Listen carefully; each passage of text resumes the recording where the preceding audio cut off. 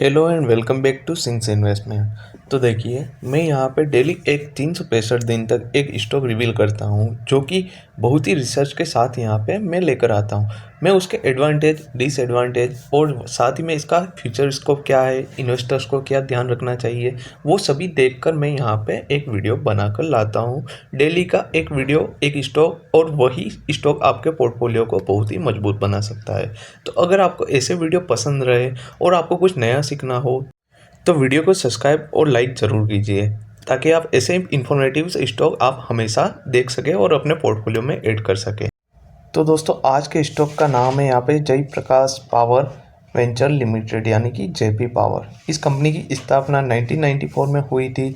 यह company JP group का हिस्सा है। कंपनी का मुख्य काम है यहाँ पे थर्मल व हाइड्रो पावर जनरेटर, कैप्टिव कोयला खनन और सीमेंट ग्राइंडिंग के सक्रिय है। उदाहरण के लिए इसके पास 500 मेगावाट का बिना थर्मल पावर प्लांट है और 1320 मेगावाट का नाइजी सुपर थर्मल प्रोजेक्ट भी है। फिलहाल इसकी मार्केट कैप लगभग 13,800 करोड़ के आसपास है और यह बुक वैल्यू के लगभग 1 गुने स्तर पर ट्रेंड कर रहा है। अब यहाँ पे बात करते हैं ये इंटरेस्टिंग क्यों है। तो भारत में पावर सेक्टर विकास की दिशा में है, बिजली मांग बढ़ती जा रही है जिसका फायदा हो सकता है।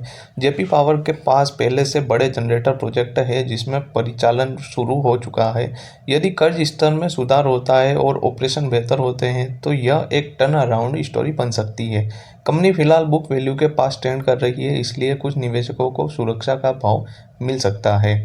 अब बात करते हैं यहाँ पे पॉजिटिव्स क्या है इस कंपनी में। तो कंपनी के पास पहले से स्थित जनरेटर एसेट्स है। नए प्रोजेक्ट की तरह शुरुआत का जोखिम नहीं है।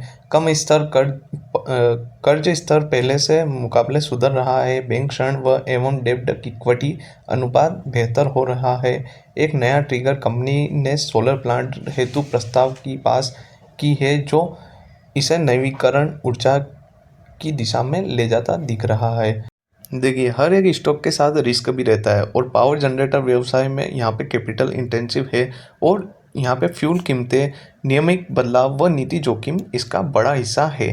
आरओई और आरओसीई अभी बहुत कम है। उदाहरण के तौर पर आरओई लगभग 6.7 है और अगर यहाँ पे डिविडेंड की बात करें तो बहुत कम है, लगभग शून्य के बराबर। तो शेयर होल्डर्स का यहाँ पे प्लेजर्स बहुत ही ज़्यादा है। इससे कि गवर्नेंस रिस्क माना जा सकता है। मार्केट में तेज़ी आई है लेकिन अचानक उलट सकती है, जैसा कि हाल ही में इस स्टॉक में हुआ था। अब बात करते हैं फाइनेंशियल स्नैपशॉट की। तो मार्केट कैप लगभग 13,800 करोड़ के आसपास है। पी लगभग 16 है। पीबी लगभग 0.95x है। यह मूल्यांकन कुछ निवेशकों के लिए आकर्षक लग सकता है, लेकिन आरओसीई लगभग 10% है और आरओई लगभग 6.7 है, जिसे सुधार की गुंजाइश कह सकते हैं। कुछ हालात की तिमाहियों में यहाँ पे राजस्व वृद्धि करीब 13 से 20% ईयर ऑन ईयर हुई है, लेकिन लाभांश बहुत कम है, यानी निवेशकों को अभी तक नकदी लाभ कम मिला है। ग्रोथ ड्राइवर्स की बात करें तो यहाँ पे कंपनी ने सोलर एनर्जी प्लांट 50 मेगावाट है हेतु प्रस्ताव पास किया है। यह उसे नवीकरण ऊर्जा की दिशा में ले जा सकता है। फ्यूल कोयला जोखिम कम होने की संभावना है और लागत नियमित में मार्जिन में सुधार हो सकता है। भविष्य में मर्चेंट सेल्स का पर्यावरण क्रेडिट का मौका हो सकता है। यह नया आय स्रोत बन सकता है। भारत में power infrastructure make in India की दिशा तथा क्षमता विस्तार जारी है, जिससे यह क्षेत्र लाभ उठा सकता है। अब वैल्यूएशन की बात करें यहाँ पे, तो यदि आप थोड़ा जोखिम लेने के लिए तैयार है तो जेपी पावर के माध्यम से पावर सेक्टर में बदलाव के हिस्से ले सकते हैं। वर्तमान मूल्यांकन बुक वैल्यू के पास है। यदि ट्रिगर सही समय पर काम कर रहे तो ऊपर की दिशा में संभावना है, लेकिन यह कोई ब्लू चिप सुरक्षित स्टॉक नहीं है। जोखिम व अनिश्चित अभी भी बने हुए हैं, इसलिए निवेश करने की अवधि लगभग 3 से 5 वर्ष रखें।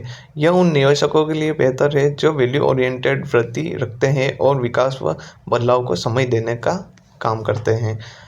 अब बात करते हैं यहाँ पे इन्वेस्टर्स को क्या ध्यान रखना चाहिए अगर वो यहाँ पे इन्वेस्ट करना चाहता है।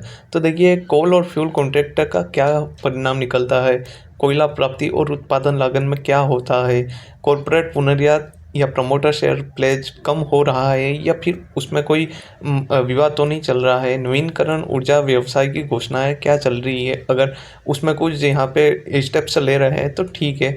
मार्जिन आरओई आरओसी में सुधार और नकदी यानी कि कैश फ्लो बढ़ रहा है या नहीं, ये कंपनी की बुनियाद मजबूत करते हैं। देखिए, अब मैं समरी की बात करूँ यहाँ पे, तो आप इस स्टॉक के ज़रिए पावर सेक्टर के में आप यहाँ पे हिस्सा ले सकते हैं। साथ ही साथ अगर वैल्यूएशन कुछ यहाँ पे कॉम्पिटिटर्स की तुलना में आकर्षक है, जिससे थोड़ी सुरक्षा मिलती है। यदि ट्रिगर से सही समय पर काम करे और तो अच्छा रिटर्न भी संभव है। लेकिन ध्यान रखें, यहाँ पे जोखिम और उतार-चढ़ाव भी बहुत ज़्यादा है। तो कैसा लगा आज का ये स्टॉक? यहाँ पे मैं ऐसे ही स्टॉक रोज़ लेके आता हूँ और ऐसे ही वीडियो मैं आपको ज़रूर बताता रहता हूँ। अगर वीडियो आपको पसंद आया हो तो लाइक एंड सब्सक्राइब ज़रूर कीजिए और सिंस इन्वेस्टमेंट को सब्सक्राइब करना तो ज़रूर ना भूलिए, क्योंकि हम हर रोज़ एक नया स्टॉक और नया आइडिया लेकर आते हैं, जो कि बहुत ही रिसर्च के साथ यहाँ पे मैं लेकर आता हूँ। 365 दिन तक मैं ऐसी यहाँ पे सीरीज़ लेकर आता हूँ, जिसमें मैं आपको एक पावरफुल स्टॉक बताऊँगा जो आपके पोर्टफोलियो के लिए अच्छा है या नहीं है, ये सभी मैं एक ही वीडियो में यहाँ पे बता कर लाता हूँ। तो आप प्लीज़ सब्सक्राइब कीजिए, क्योंकि सब यहाँ पे रिस्क नहीं बताते, केवल पॉजिटिव से ही बताते हैं। Thank you.